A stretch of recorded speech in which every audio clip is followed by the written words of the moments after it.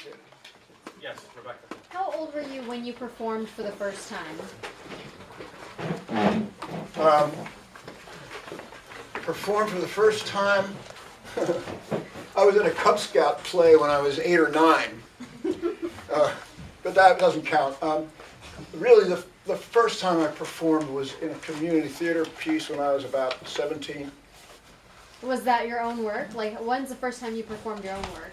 That would have been in the late 70s, early 80s, when I sort of committed to being a theater person, and I've been writing for theater also ever since. Yeah. Yes. Who inspired you to start writing, to start poetry? Poetry? Yeah. Oh, wow. I'd have to say it was Edgar Allan Poe. You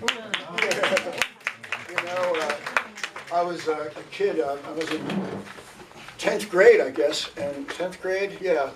And we had a literature book, and I read ahead in it and came across a poem called Annabel Lee. And it just knocked my socks off, you know. And then after that, I picked up a copy of Romeo and Juliet, which I think was also in the same book. It was a textbook. And I read the balcony scene, and I just about passed out. And so I just thought it was the most beautiful. I mean, I was a romantic, still am, and so that was the epitome of writing for me. It started with Poe and led almost straight directly into Shakespeare. And I still think that Shakespeare is the greatest English writer by far than almost anybody else. I mean, of course, other people are good, but somebody who encompasses all the world, as he says, all the world's a stage. It encompasses the whole world, you know, and all the characters. And anyway, I'll go on and on, but I won't now. Another question for David? You want to tell them a little bit about how you came to be with the venue? I'll get to you. I knew Patty. I had known Patty since, oh gosh, I've known Patty for at least probably 20 years now. And so I knew her. And the Playwrights Forum I was part of, because I write plays as well. And the Playwrights Forum, and so when she said she was opening this place as a stage for the Playwrights Forum, you know, I just sort of came in with the first wave. And I did the first play that was done here.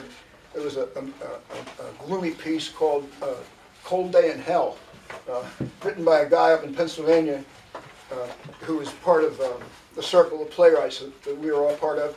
And it was a pretty miserable play. I remember one day I did it for one person, and the person didn't like it.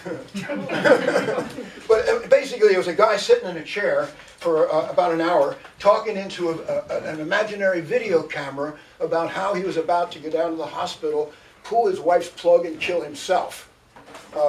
And he had a gun. So anyway, that was in 2007. And so I just started to come here. I saw him.